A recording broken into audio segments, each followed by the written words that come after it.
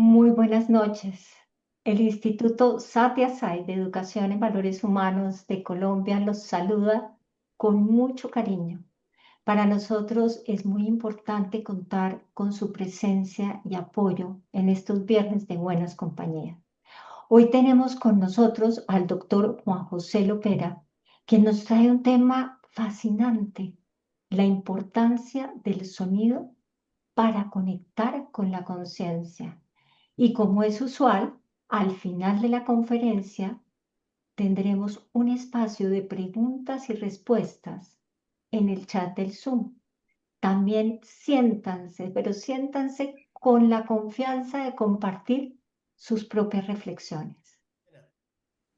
Juan José Lopera es formador y capacitador profesional del Instituto de Posgrados Forum de la Universidad de La Sabana, Uniandes, Universidad CES de Medellín y EAFIT. Médico general formado en neurociencias del comportamiento en Boston University en 1986 y con experiencia de 22 años en procesos de capacitación, formación y desarrollo personal de adultos. Conferencista y tallerista internacional multilingüe, ha desarrollado esta actividad en Europa desde 1997 a 2012. Después de vivir 19 años en Europa, Juan José regresó a Colombia en el 2012 y comenzó a trabajar en los programas corporativos del Instituto de Posgrados Forum y Unisabana. En 2013 participó en el diseño de los programas de los diplomados de PNL y Coaching de Forum y es columnista de Misión PYME desde 2011 hasta 2016. Durante los últimos 5 años, con sus empresas DC Training y Stretch Tech, ha acompañado el desarrollo organizacional y el fortalecimiento cultural en múltiples empresas colombianas. En Colombia ha implementado programas de desarrollo organizacional desde febrero de 2012 con decenas de compañías.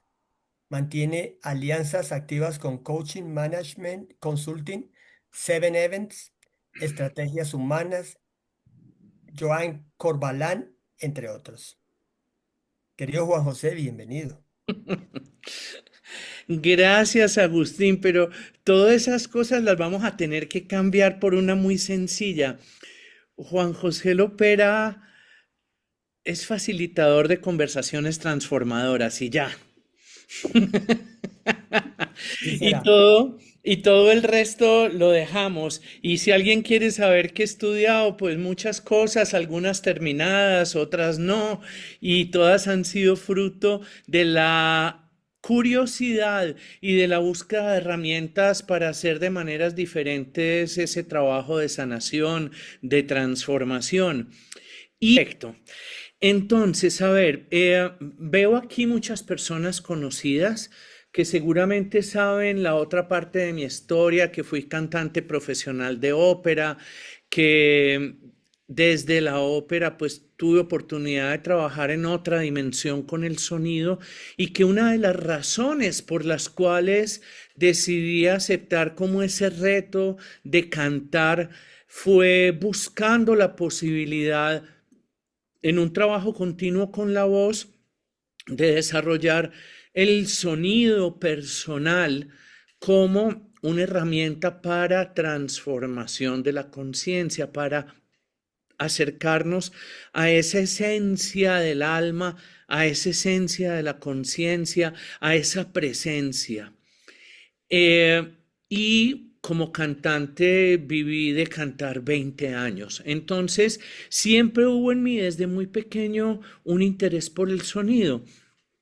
En el proceso de estudio, de aprendizaje, me fui dando cuenta de que en la base de muchas de las tradiciones sagradas de la humanidad, el sonido es no solo la fuerza creadora que le da forma al universo, sino también es ese puente que transforma el propósito, la idea en manifestación.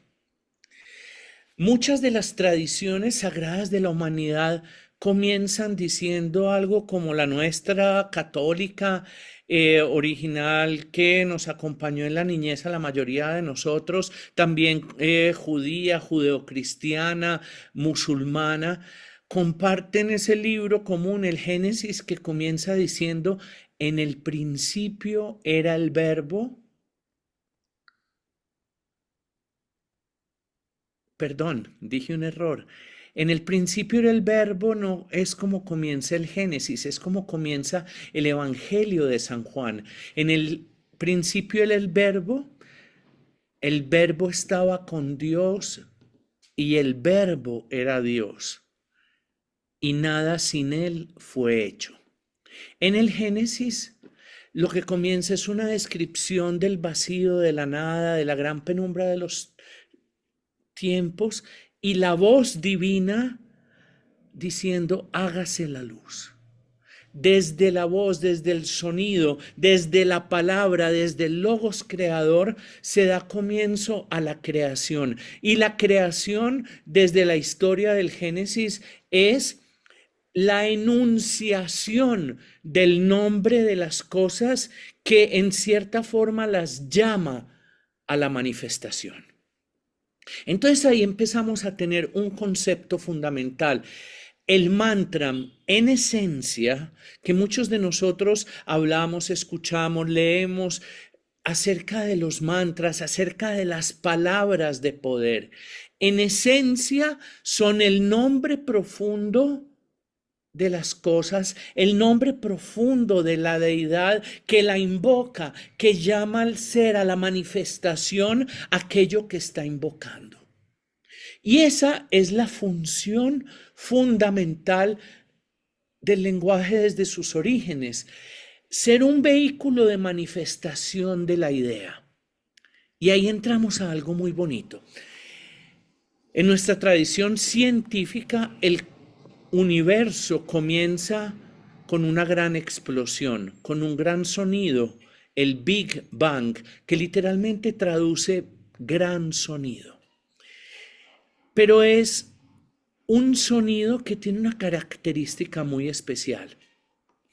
Si nosotros recordamos cualquiera de las explosiones que hayamos visto, experimentado, sentido, presenciado en nuestras vidas, las explosiones que son una liberación súbita de una enorme cantidad de energía, dejan a su paso caos y destrucción. ¿No es cierto?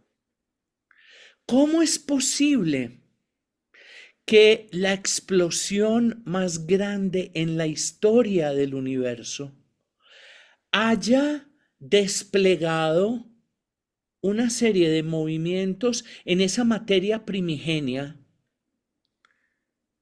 que nos hayan llevado a este nivel de orden, de armonía, de belleza, en donde desde los cristales hasta las constelaciones, desde los pétalos de una flor, la nervadura de una hoja, la estructura helicoidal de un caracol, los ojos, la mirada, el corazón, el cerebro de un ser vivo. Cada una de esas manifestaciones, desde las inanimadas, los átomos, las moléculas, los cristales, el reino mineral, hasta las diferentes formas de vida, hasta llegar a nosotros, somos expresión de armonía que surgió de la mayor explosión del universo, del sonido más impresionantemente arrasador del universo, tanto que los grandes radiotelescopios de la cosmogonía moderna están en este momento todavía, después de 13.500 millones de años, captando ecos del Big Bang en el tejido del universo. Entonces, tengamos esa dimensión, un sonido enorme que es el fruto de una explosión de conciencia, de energía, de materia primigenia, que finalmente, precisamente porque carga en sí mismo el germen, la semilla de la armonía se desarrolla hasta lo que experimentamos en este hermoso universo. Es impresionante. Y desde ahí entendemos esa capacidad ordenante del sonido y de la palabra actuando sobre la materia. Recordemos ese primer punto que les transmití. El mantra, la palabra de poder, la palabra creadora, es el nombre esencial, original de la cosa, de la divinidad que la invoca y la manifiesta. Segundo, esa palabra, ese sonido que se emite, tiene una frecuencia, un tono particular, cuya función es poner a vibrar la materia de forma tal que esos átomos, esas moléculas, esas partículas elementales se relacionen entre sí, formen enlaces, se integren en esas semillas de forma y se manifiesten. Tercero, ojo, muy importante, y ahí llegamos a nosotros. El reino angelical es seguramente nuestro paso evolutivo siguiente, pero desde nuestra ventana, desde nuestra perspectiva y mirando hacia atrás, nosotros somos el culmen como humanidad, como seres humanos, de una línea evolutiva. La sagrada materia empieza a desplegar su información implícita, va evolucionando a través de diferentes estados de complejidad, a través de diferentes reinos, y en un momento dado, en el momento en el que nos elevamos sobre nuestros pies, ganamos verticalidad, liberamos las manos, que en el cerebro su localización está muy cerca de la localización del aparato fonador. Liberamos nuestras manos, la mirada se extiende al horizonte y conectamos la palabra con el pensamiento. Y en ese momento, para nosotros, primeros seres de la escala evolutiva, que tenemos conciencia de finitud, conciencia de impermanencia, conciencia de integración sistémica, autoconciencia, conciencia de lo que hacemos bien, de lo que hacemos mal, de aquello que nos produce armonía y produce armonía en nuestro entorno, o de aquello que produce desorden y fricción, en donde nuestra misión es desarrollar la conciencia, la responsabilidad y la capacidad de acción para que seamos capaces de ser creadores como nuestro Padre del cielo es creador. Y el agente evolutivo por excelencia que nos confiere esas cualidades, esas habilidades, esas potencialidades en expresión es la palabra. El lenguaje complejo nos hace creadores porque en primer lugar permite que desde el mundo de las ideas precipitemos a la forma a través de la explicación, a través de la declaración, a través de la afirmación, a través de la tonalidad, a través de la frecuencia, la intención creadora. Y hemos visto antropológica y biológicamente que gracias a la palabra y gracias a la acción de las manos se desarrolló nuestro cerebro, la corteza, ese lugar en donde empezamos a ser libres de la agradable y carente de tantas responsabilidades prisión del instinto. Y a través de la palabra creamos tecnología, a través de la palabra creamos arte, a través de la palabra convertimos la comunicación en una danza integradora de almas, de seres, de visiones, en un vehículo del amor. Y esa palabra, cuando empezamos a utilizarla con responsabilidad, con transparencia, la responsabilidad es saber que todo lo que decimos genera un impacto y que hacemos parte de la cadena causal y de consecuencias de ese impacto. La transparencia es la verdad, la veracidad. Sin embargo, la verdad necesita del empático sentido de oportunidad y de pertinencia. Responsabilidad, verdad, oportunidad y pertinencia. ¿Por qué? Porque a veces tenemos una gran verdad, pero no es oportuna. La otra persona no está preparada para escucharla. O al escucharla, por no estar preparada, a pesar de ser verdad, puede destruir. Y esto, quienes somos terapeutas, lo sabemos con una claridad diáfana. Una palabra dicha en el momento adecuado transforma positivamente una vida. Dicha inoportunamente puede destruirla. La pertinencia.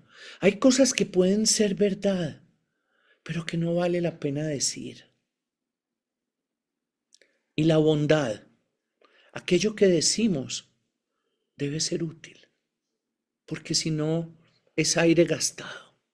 Y esos son los 5 elementos de ese yoga ético profundo de la palabra.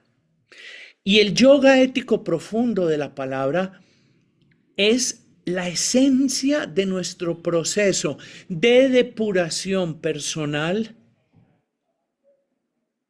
que hará más coherente y por ende más poderoso y por ende más eficaz nuestro instrumento creador por excelencia, que es la palabra. Y aquí hay una metáfora muy linda que nos decía un maestro hindú que murió hace 2 semanas, que nos enseñó muchísimo acerca del sonido. Shyamji Bhatnagar nos decía, ¿recuerdas que en la Biblia se habla directamente que es más fácil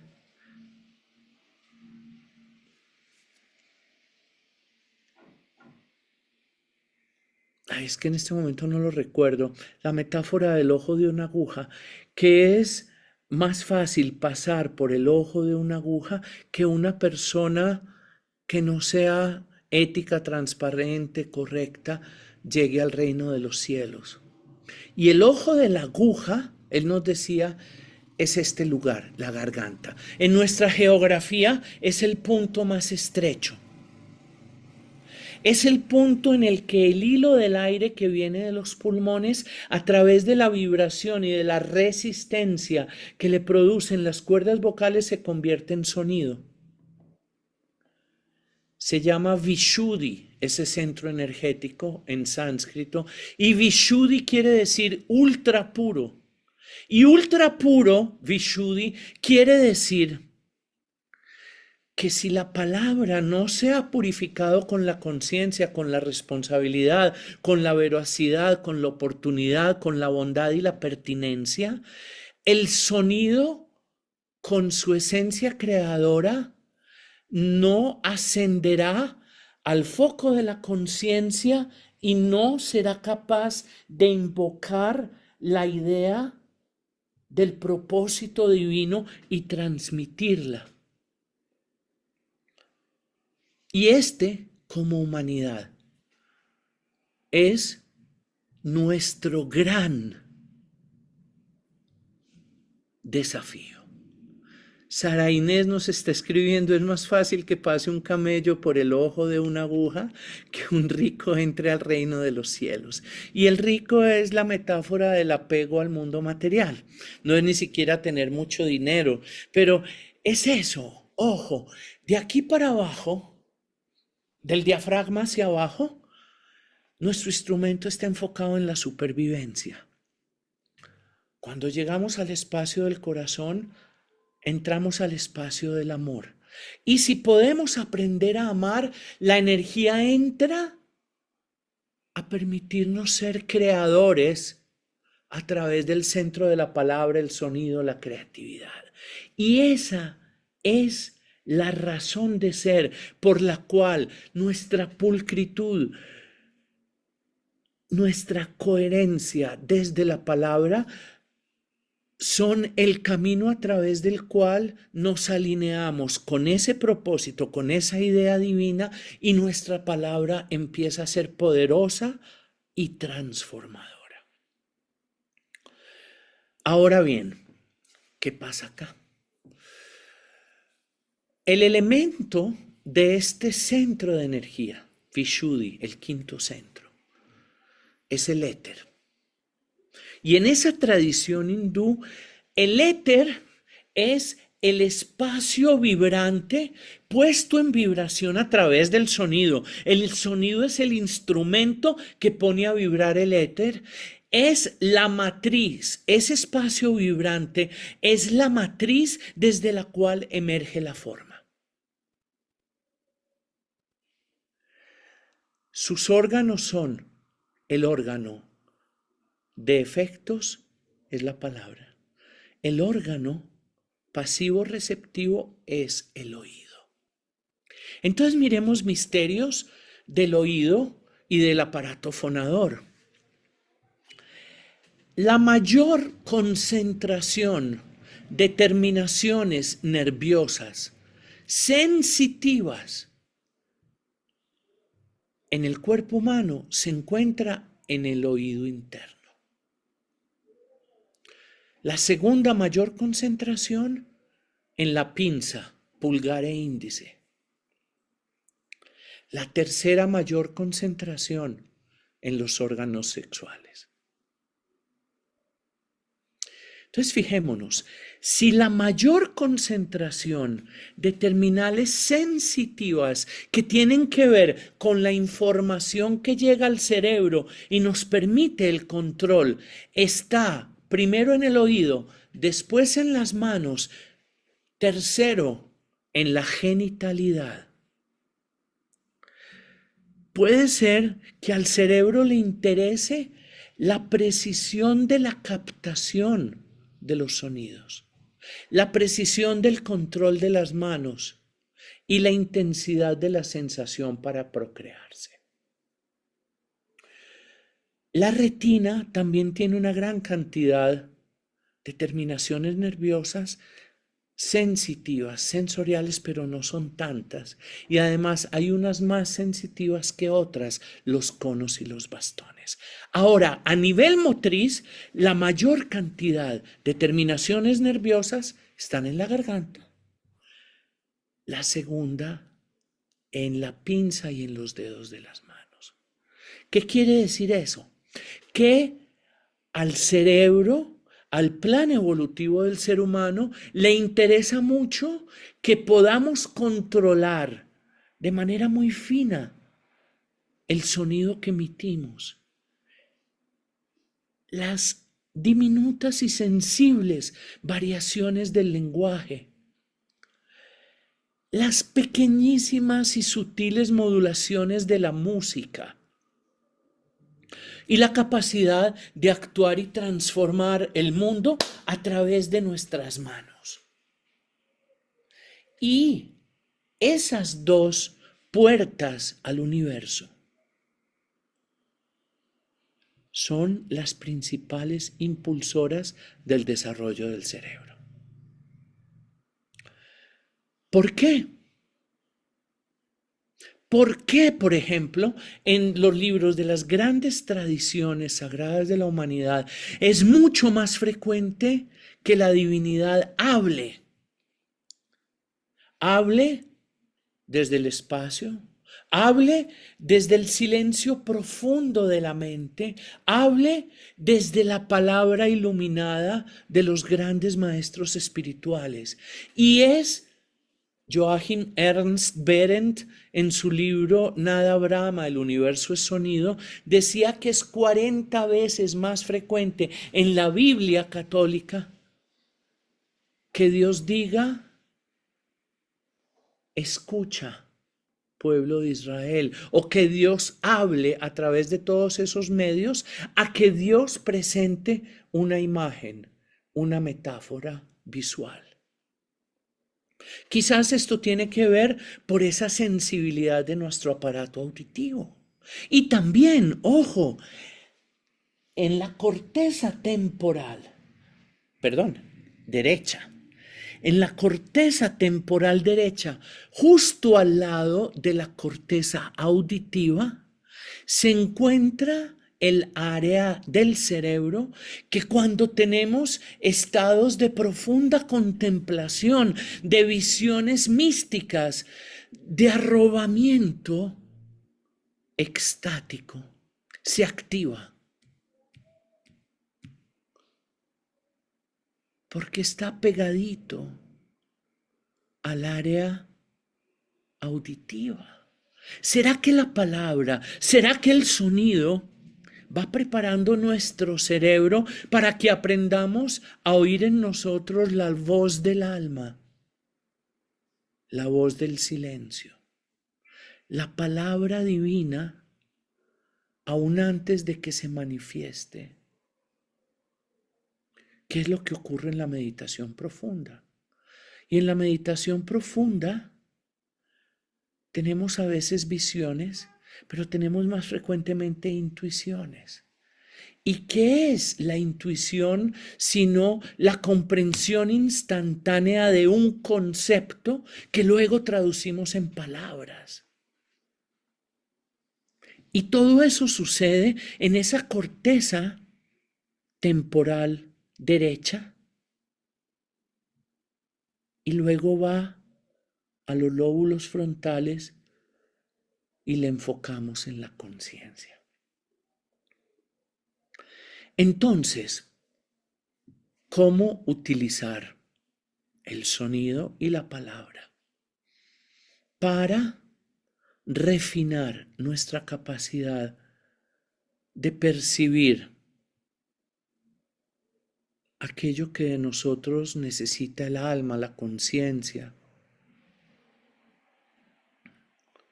En primer lugar, depurando nuestro instrumento con esas 5 características del yoga de la palabra: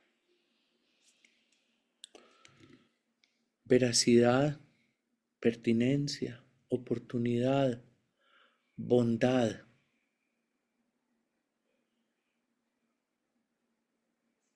Y conciencia. En segundo lugar, entrenándonos. ¿Cómo? Cada uno de nosotros tiene una nota personal. Tiene un sonido básico que pone a vibrar su ser. Y yo les voy a proponer un experimento muy sencillo. Al despertar por la mañana, un día, por ejemplo, este puente, hagan sábado y domingo como un proceso de preparación en donde la meditación sea un poco más profunda, en donde invoquen como ese sonido profundo, personal. Y el lunes, en la mañana, en la meditación, tengan preparado algo con que grabar y pónganlo a grabar desde el comienzo de la meditación. Aquíétense y en el momento en el que sientan como que están en ese estado de quietud interior y de conexión profunda, emitan un om después de respirar por la nariz. Ese es un cuarto tip. Cuando cantemos mantras, cuando entonemos sonidos sagrados, respiremos por la nariz. Por varias razones. En primer lugar, el aire de la nariz es un aire transmutado. Entra del nivel del quinto centro, asciende al nivel del sexto y desciende de nuevo al nivel del quinto y al nivel del cuarto. Entonces es un aire que al ascender se transmuta, desciende y luego al ser expulsado tiene una carga diferente que cuando respiramos con la boca. Fuera de eso, toda la estructura interna de la nariz calienta el aire de una manera especial y lo prepara para llegar a los pulmones más limpio, más purificado. De eso hablaremos después. Entonces, respiren por la nariz cuando sientan que están en ese estado, grabando, y canten varias veces en la nota que surja, invocando ese sonido profundo, un om largo. Om.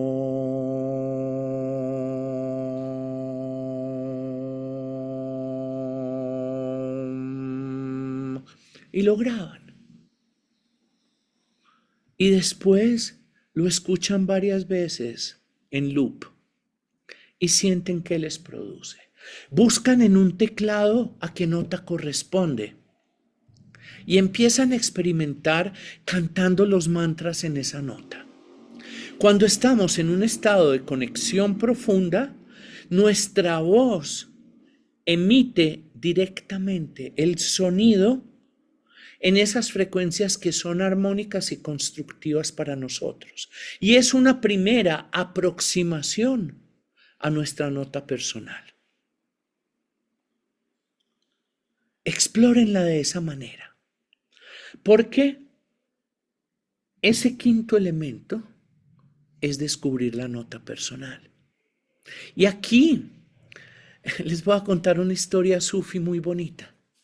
Un día llegó a comer, después de haber estado en el sótano tocando su flauta, un señor sufi por allá en un pueblito perdido en las montañas del Turkmenistán. Y la esposa le dice: oye, amor, quisiera hacerte una pregunta. Y dice: claro que sí.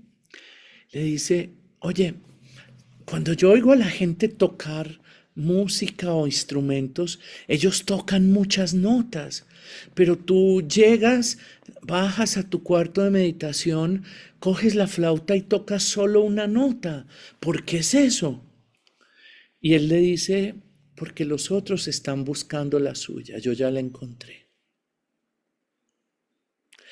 Entonces, encontrar la nota es reposar en la presencia serena del alma que nos da la fortaleza y la coherencia para expresar lo que somos y lo que debemos expresar hacia el mundo. Entonces investiguen en esa nota personal. La quinta es cuando estemos ya trabajando con el sonido, buscar diferentes frecuencias resonantes. Los mantras tienen una pronunciación particular que pone en relieve la articulación, la utilización clara de consonantes y de vocales. En el estudio del sonido sagrado se dice que la vocal es el alma del sonido y la consonante es la constructora de la forma. Por eso, en el quinto chakra, los pétalos son todos los sonidos vocálicos y de ahí hacia abajo son todos los sonidos consonantes. An, I, in, rin, rin, ril, ril, I, o, on, han. Ahí están los 16 pétalos con sus mátricas, con sus sílabas semilla. Todos comienzan por vocales o semivocales. Y luego aquí ya empieza can, cajan, an, chan, chahan, yan, yan, chahan, tan, tan. Los 12 sonidos que comienzan por esas consonantes y van construyendo una guirnalda. Y en la ciencia tántrica del sonido precisamente se habla de los pétalos que constituyen la guirnalda de sonidos del alfabeto sánscrito, y cada uno tiene una función. La primera vez que yo tuve una experiencia profunda con esto fue a la madre de mis hijos, que fuera mi esposa en esa época, le daba unas migrañas muy fuertes. Vivíamos en España y ella se recostó en la camilla.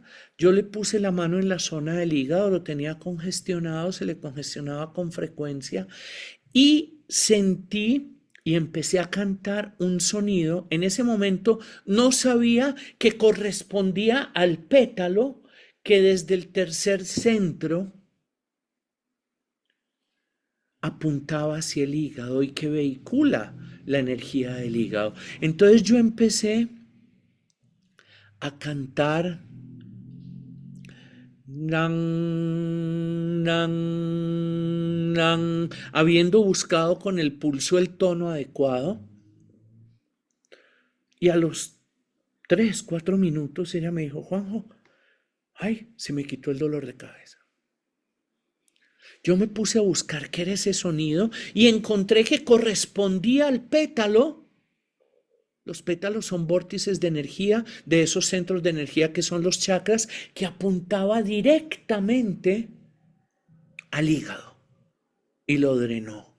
Entonces empezamos a ver que cada uno de esos pétalos en los chakras, asociado con el sonido fundamental, el sonido semilla del chakra, 16 pétalos en el quinto, 12 en el cuarto, 10 en el tercero, 6 en el segundo, 4 en el primero, 96 en el sexto, 960 en el séptimo, correspondían a frecuencias particulares asociadas a sílabas mántricas, que están en la base de la construcción de los mantras que cantamos en meditación. Y mi hijo menor todavía recuerda, en estos días íbamos andando, hace por ahí unos 6, 8 meses, él cumple el mes entrante 28 años, y me dijo: papi, ¿tú te acuerdas del regalo que me diste a los 13 años? Yo le dije: sí, me acuerdo. ¿Tú qué recuerdas?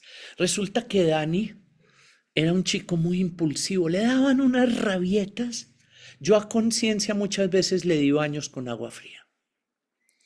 Y a él le daban unas rabietas tremendas. Cuando se acercaba hacia los 13 años, en meditación tuve una intuición y le di un mantra. Ese fue mi regalo. Lo bajé a la sala de meditación y le dije: Dani, antes de dormirte yo te lo voy a enseñar, vas a repetir esto. Y el mantra tenía Om, Ram, Manipura, Dani, Ram. Om, Ram es la sílaba semilla del tercer centro, el centro que maneja las emociones ligadas al ego. Dani es su nombre, Manipura el nombre del chakra, del tercer chakra. Entonces él cantaba antes de dormirse Om Ram Manipura, Om Ram Dani Manipura Ram, Om Ram Dani Manipura Ram. Y el cambio en su autogestión emocional fue impresionante. Y entonces yo le pregunté: Dani, ¿te acuerdas de esa época? Y me dice: sí, papá. ¿Y tú qué recuerdas? Y dice: yo recuerdo que desde que empecé a entonar el mantra, me dio como tranquilidad y seguridad. Y me dice: y te confieso, yo todavía de vez en cuando lo canto. Y esa fue la época en que lo que había empezado a leer de mantras, de utilización del sonido, vi que de alguna manera brotaba espontáneamente de mí. En esa época comencé con los talleres de sonido sanador ocasionalmente, primero en España, hice también algunos en Colombia. Y empecé a aplicar de a poquitos esa tecnología también en, en la consulta médica. Y empecé a ver que en la meditación, cuando empezamos a entonar esos mantras, que son muy sencillo, aquí veo que hay varias personas que asisten con regularidad al coro de sanación, ahí vi a Carmen, a Lam, por ahí vi, bueno, a varias personas. Y con unos mantras muy sencillos. A veces utilizamos mantras clásicos, Om Namo Narayanaya, Om Namah Shivaya, el Gayatri Mantra, el Trayambakam, diferentes mantras de una manera que no es la manera de los vayans y los kirtans. Los vayas y los kirtans son expresiones devocionales. El mantra utilizado de la manera en que lo utilizamos y de este lado de la tradición es un ejercicio que se basa en utilizar el poder de la vibración, no desde la emocionalidad devocional, que es muy bella, que es muy bonita, que genera estados muy lindos, a veces catárticos, de alegría, de éxtasis, de contemplación, sino de una manera en la cual vamos abriendo de una manera muy sutil canales, zonas sensibles en nuestro cuerpo energético. Y vemos que con 5 minutos de repetición muy sencilla, por ejemplo, Om Bhur Swaha Tat Savitur Varenyam Bargo Devasya Dhimahi Dhiyo Yona Prachodayat Om Bhur. Y de una manera muy suave, muy alargando esas vocales, haciendo muy clara la articulación de las consonantes, rápidamente la sensación de energía y conexión aparece más allá de la expresión emocional. Y en el ejercicio, muchas personas que llegan al final del día con un dolor de cabeza, de pronto dicen, ay, a mí se me quitó el dolor de cabeza con una tensión, una tortícolis, un lumbago. Simplemente porque esos sonidos empiezan a hacer resonar diferentes zonas del cuerpo, a alinear energéticamente esos biocircuitos y a producir ese estado de conexión. Entonces, el mantra en sí es la invocación del arquetipo de la deidad. El mantra es la generación del estado que permite la emergencia de esa conciencia, de esa conexión. La meditación realmente es lo que viene después de que el mantra ha preparado el terreno y desde la joya en el loto en el alma desciende la semilla y como la tierra del corazón, la tierra del cuerpo está preparada, simplemente emerge. La meditación no es el mantra. El mantra es el instrumento que prepara el terreno para que emerja la semilla de la conciencia y ahí sucede la meditación. La meditación no es la relajación. La meditación no es la visualización del color o del yantra. Todos esos son pasos preparatorios. Y como nuestro instrumento de evolución más refinado es la voz, es la palabra, el mantra es uno de los instrumentos de más fácil acceso y más privilegiados que tenemos a disposición. Es muy importante que entendamos esto, porque muchas veces confundimos la relajación con meditación. La meditación sucede después de que hay relajación, después de que hay alineamiento, después de que está preparado el instrumento. Todo lo que sucede antes es la concentración, es la relajación, pero no es todavía la meditación. La meditación es ya el estado de la sagrada conciencia que se revela en la presencia de estar allí. Y ahí es donde el mantra y la respiración asociada al sonido producen el gran milagro. La escucha consciente también tiene una función transformadora. La escucha consciente de sí mismo, la escucha consciente de la otra persona, la escucha consciente del universo sonoro, urbano, natural, la escucha consciente del silencio.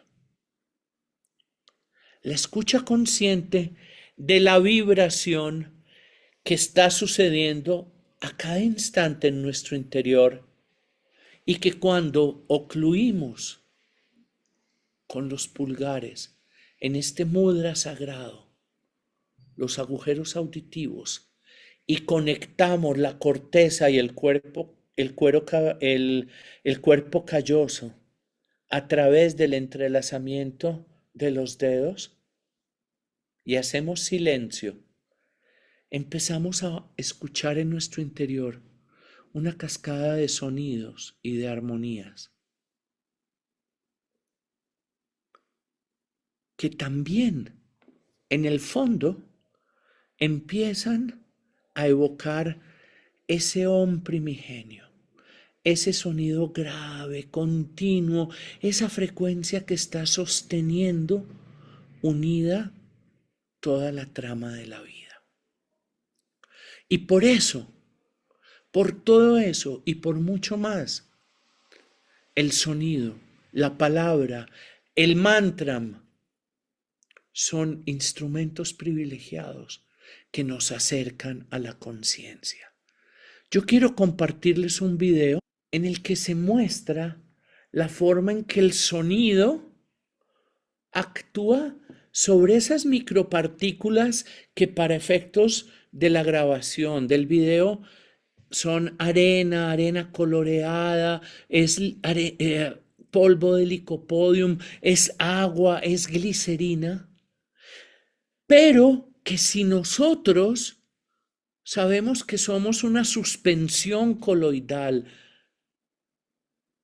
de moléculas, de células, y que nuestro organismo y esas partículas que flotan en nuestro ser están respondiendo constantemente a esa vibración mecánica que es el sonido, vamos a ver por qué el sonido también nos pone a vibrar como si fuéramos cristales. En la primera parte, que la voy a saltar un poquito, él habla de la manera en la que se fueron desarrollando esos experimentos que comenzaron en la época de Mozart, con un violinista que se llamaba Chladni, que con el arco de su violín estimulaba unas placas metálicas donde había arena y formaba figuras, y luego en la mitad del siglo XX un suizo, Hans Jenny, empezó a hacer los primeros registros en video de la acción del sonido sobre diferentes materiales, y este otro suizo, Alexander Lauterwasser, lleva la experimentación un plano más allá. Entonces miremos qué maravilla. Lauterwasser is a photographer who makes captivating images of water under the influence of sound vibrations. Entonces, y es una nota y esta es otra. Escuchen la diferencia de sonido. of sound vibrations. As a child, ¿Sí? Alexander Entonces, aquí lo vamos a ver de otra manera. Estos son los de Hans Jenny. is the weakest, forming pads. Under controlled conditions, Miren, el sonido va subiendo de frecuencia. Y en la medida en que va subiendo de frecuencia, los granitos de arena se van acomodando de manera simétrica. Ahí va subiendo más de frecuencia y genera una forma diferente. Armónica, geométrica, bonita.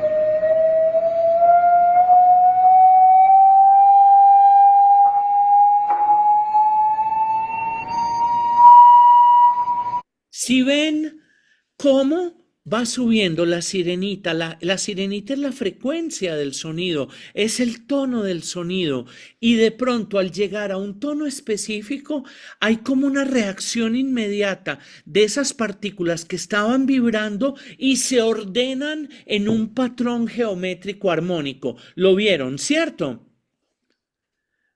Se los vuelvo a poner, pónganle mucha atención a la transición. ¿Listo?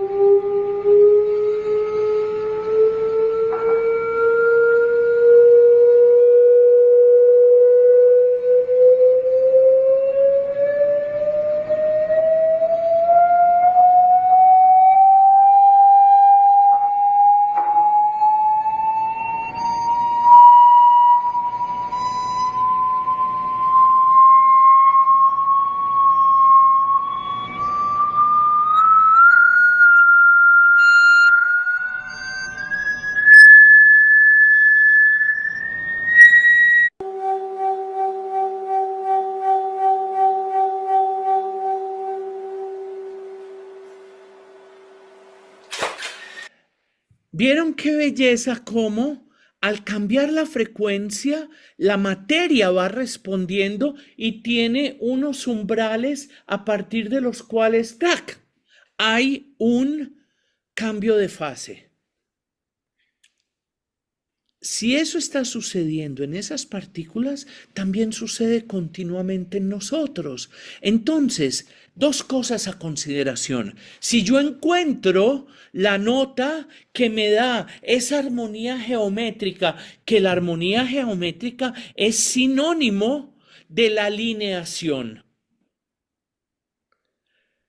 Y yo estoy repitiendo el mantra, el sonido, yo estoy alineando mi cuerpo emocional, que es una materia más sutil que el etérico, alineando mi cuerpo mental, que es a su vez más sutil que el etérico, el emocional, y alineando toda esa triple personalidad integrada con la luz del alma, con la idea del alma.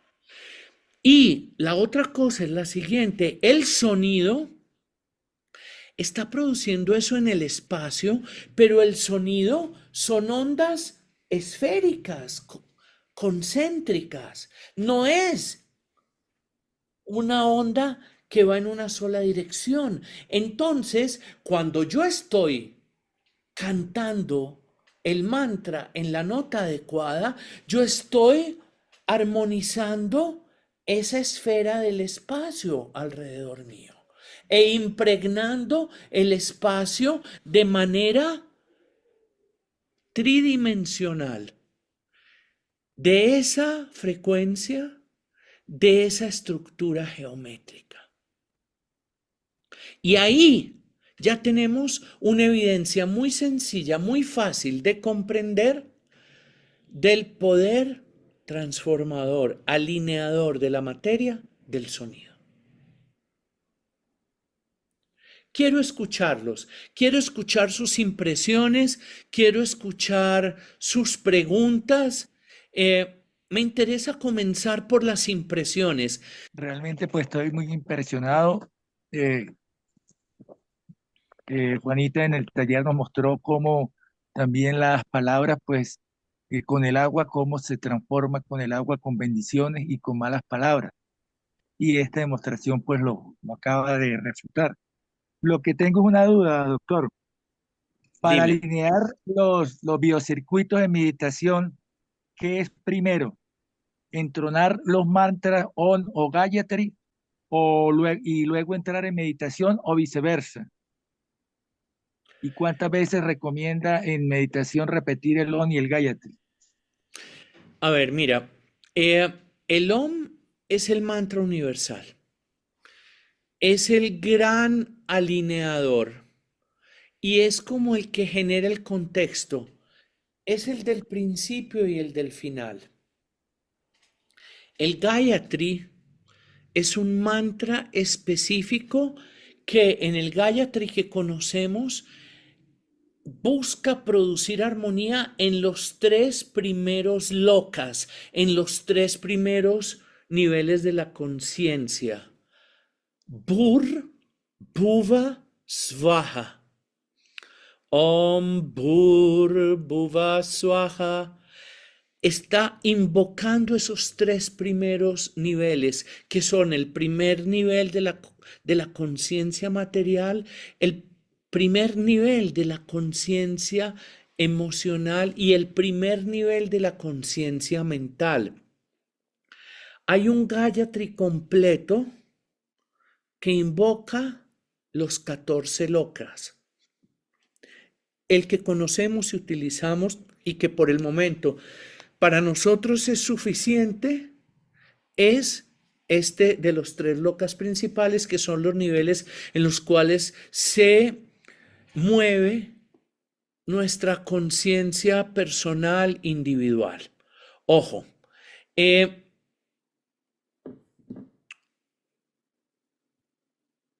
tipo de alineamiento y aquietamiento que produce el Gayatri en esos 3 niveles permite que se manifieste la luminosidad intrínseca de cada uno de ellos y por eso se considera un mantra que permite la luz del Tat Savitur Varenyam Bhargo Devasya Dhimahi Dhiyo Yona Prachodayat. Permite que esa luz se manifieste y armonice los mundos. Es un mantra general de armonización y de manifestación de la luz intrínseca de todo lo que existe. Ahora bien, hay mantras que tienen que ver con el aspecto voluntad de creación y destrucción, que son los mantras de Shiva. Hay mantras que tienen que ver con el aspecto unificador del amor, que son los mantras de Vishnu. Hay mantras que tienen que ver las deidades. Ojo, las deidades son representaciones arquetípicas de cualidades y de riesgos en el desarrollo de la conciencia.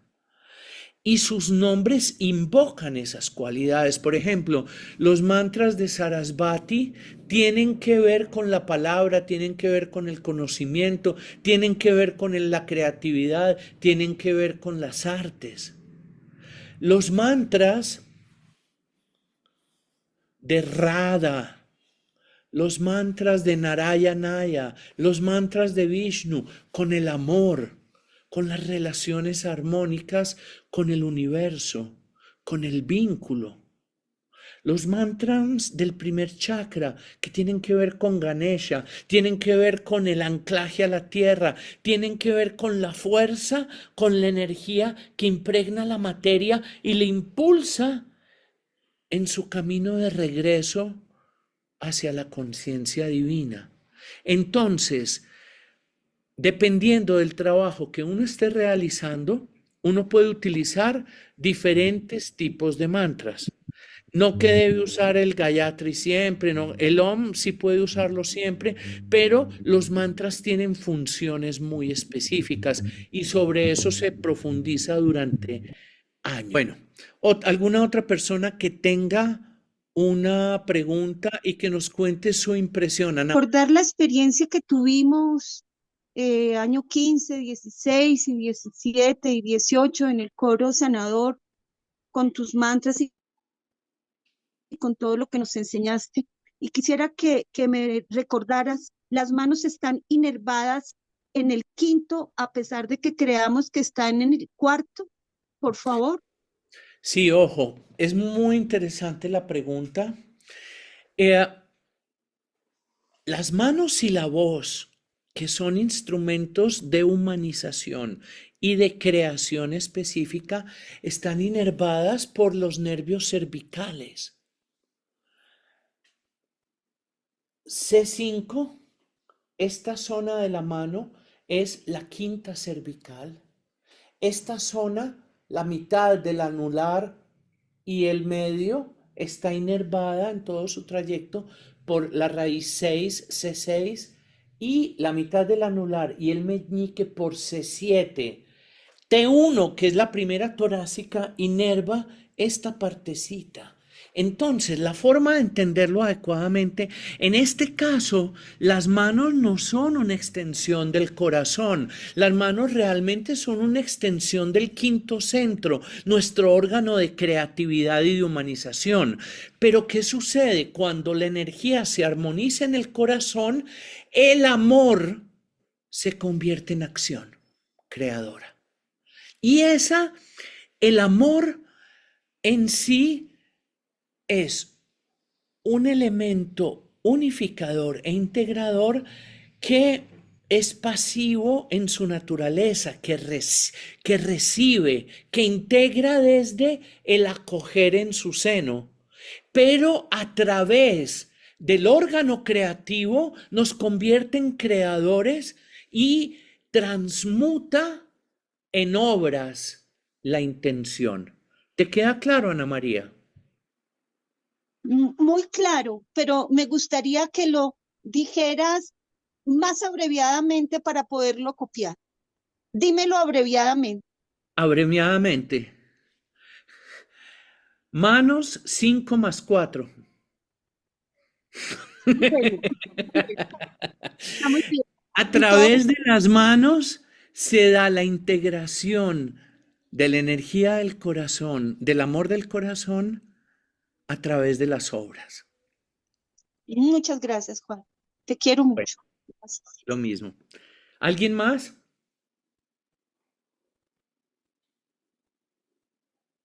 Seguramente tenemos algo en el chat, Agustín. Sí, hay varias preguntas. Dice, ¿qué pasa con las personas que no tienen manos o son sordomudas? Por aquello que mencionaste del oído interno. Sí, ojo, toda experiencia de limitación es un desafío a la expansión por vías alternas de la conciencia. Entonces, si bien en un mundo ideal, pues tenemos nuestros 5 sentidos conocidos, tenemos nuestras extremidades, tenemos nuestros órganos de manifestación.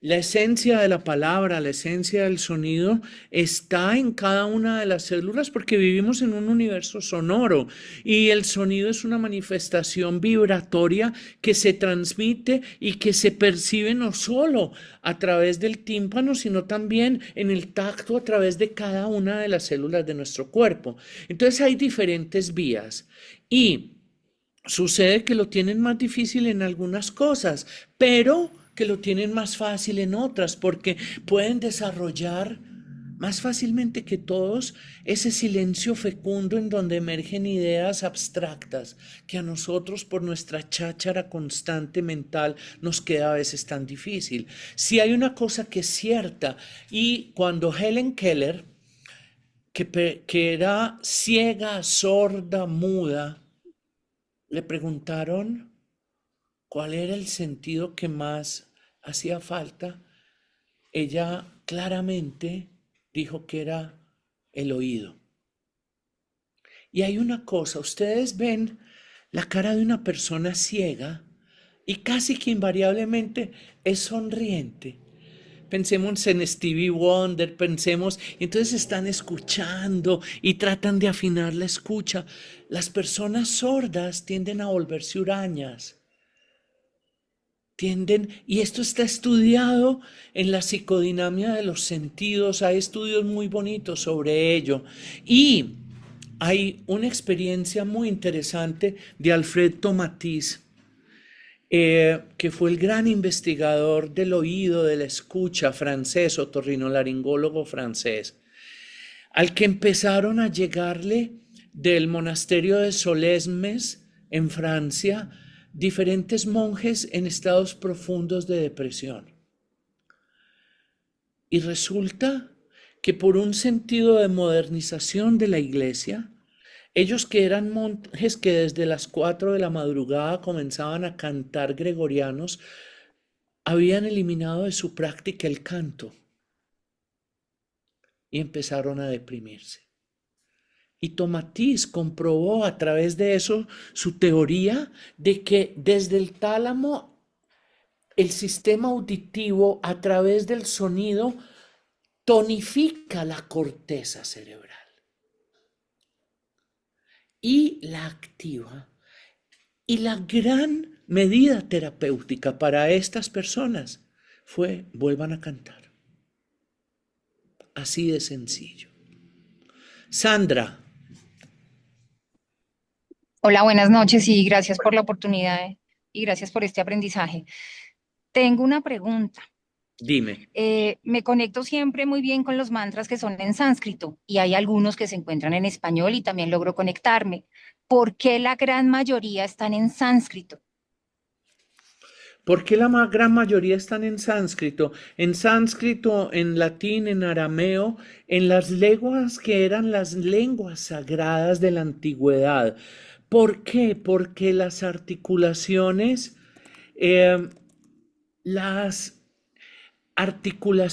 fonéticas generan unos patrones armónicos particulares que precisamente por eso las convierten en lenguas sagradas. Y estas lenguas en su momento fueron utilizadas por la casta sacerdotal, fueron utilizadas en prácticas mántricas como el rosario, como los 1000 Jesuses. Miren, se me olvidó decir esto que es tan hermoso. En los primeros siglos de la era cristiana, en el norte de Egipto, en una serie de cavernas muy cercanas al lugar donde encontraron los manuscritos no los del Mar Muerto, sino otros de esenios que estaban ya más bien en el norte de Egipto, había unas comunidades que tenían una práctica que se llamaba el hesycaísmo con H, y que era la repetición constante de los nombres de Dios. Y ellos repetían constantemente Christus, Christus, Christus. Está la práctica de nuestras abuelas, los 1000 Jesuses, y son prácticas verdaderamente mántricas de invocación a través del nombre de la divinidad, que el nombre es la síntesis de sus cualidades profundas de la presencia.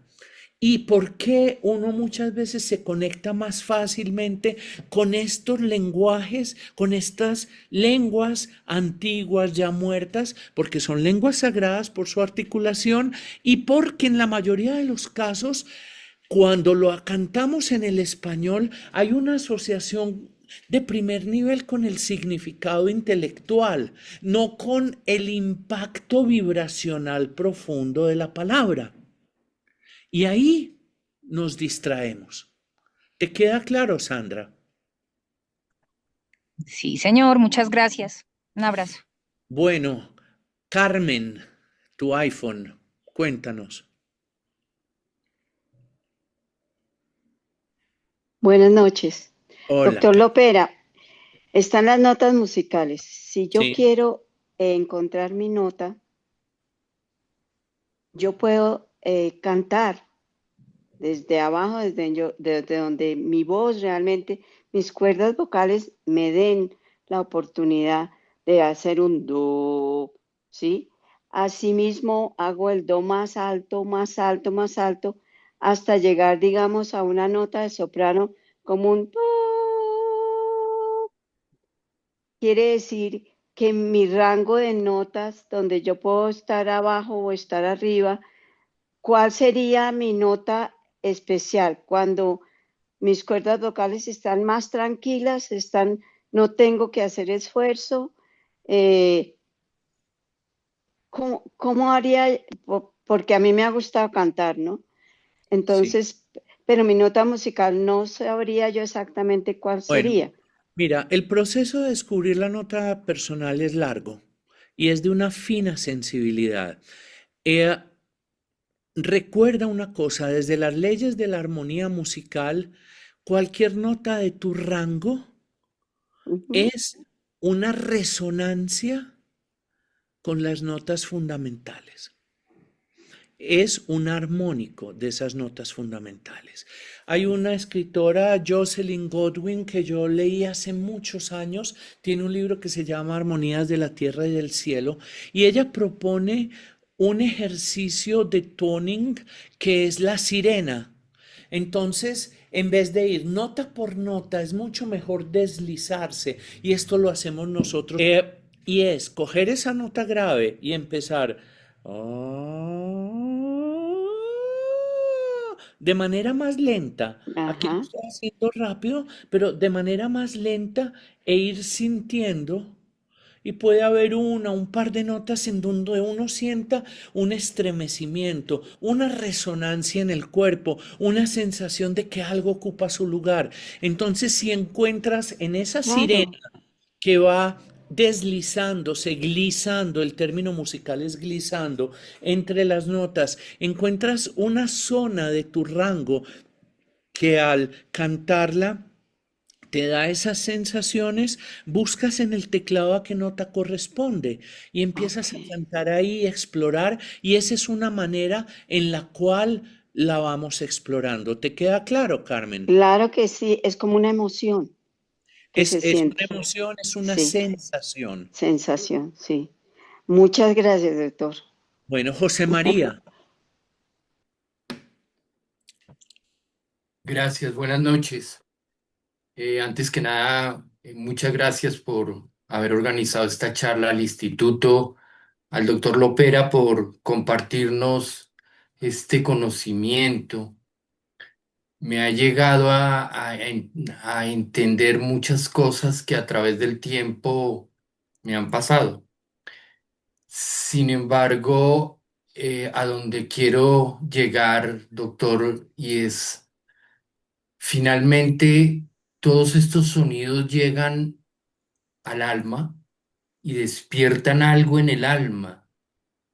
Y creería, por lo que he aprendido en el instituto y por lo que me pasa cuando últimamente medito, es que eh, sacan algún valor humano para que no sé cómo ni por qué, pero lo que sí sé es que algo en mi corazón cambia.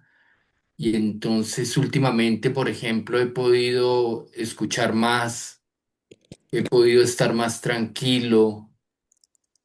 Todos estos sonidos inspiran esa conexión con la conciencia, doctor. Creo que mm, vale la pena meditar, vale la pena abrir ese canal, vale la pena profundizar en ese sentir del alma y de la conciencia y de la unidad. ¿Podría agregarme algo al respecto? Gracias. Que tienes toda la razón. Que tienes toda la razón. El sonido es un camino y es tan sencillo. En el coro lo vemos cada que lo hacemos, que La gente llega allá después de un día muy agitado y entramos fácilmente en un estado de serenidad, de conexión, simplemente a través del sonido. Lo que has dicho es muy cierto y en ese estado de conexión y de serenidad, el valor, la cualidad, la potencia del alma emerge y se convierte en actitud, en comportamiento. Gracias. Con mucho gusto. Hay algunas otras preguntas en el chat. Dale. Dice, ¿son los mismos sonidos que se emiten con los cuencos tibetanos? Son diferentes. Los cuencos tibetanos, a ver, todo instrumento tiene diferentes particularidades. En la tradición hindú se habla de que los instrumentos de percusión pertenecen al primer chakra, a la conexión con la tierra. Los instrumentos de viento, como las flautas, al segundo. Bueno, hay una categorización, perdón, al cuarto, las flautas. Las cuerdas frotadas, como los violines, al segundo. La voz dicen que es el instrumento más desarrollado y con mayores posibilidades que existe a ese nivel, porque está implicado orgánicamente con la conciencia, la intención y la coherencia de quien lo está utilizando. Los cuencos tienen varias características. Tienen un sonido muy agradable cuando el cuenco depende de las aleaciones. Hay algunos de 2 metales, hay algunos de 3, hay otros de 7, hay otros de 9 metales. El tipo de equilibrio entre esos metales va a generar un patrón de sonido diferente. Yo tengo 3 cuencos tibetanos y tenía 7 de cuarzo, ahora tengo 3 de cuarzo. Y las impresiones, la calidad del sonido, la forma en que la vibración te llega de cada uno de ellos es muy diferente. Pero ¿qué pasa? Los cuencos tienen unos armónicos, pero tienen un sonido, una nota fundamental de base, que depende de sus dimensiones, de su grosor, del ancho, de la profundidad, de la aleación del metal, pero que es más o menos estable. La voz te permite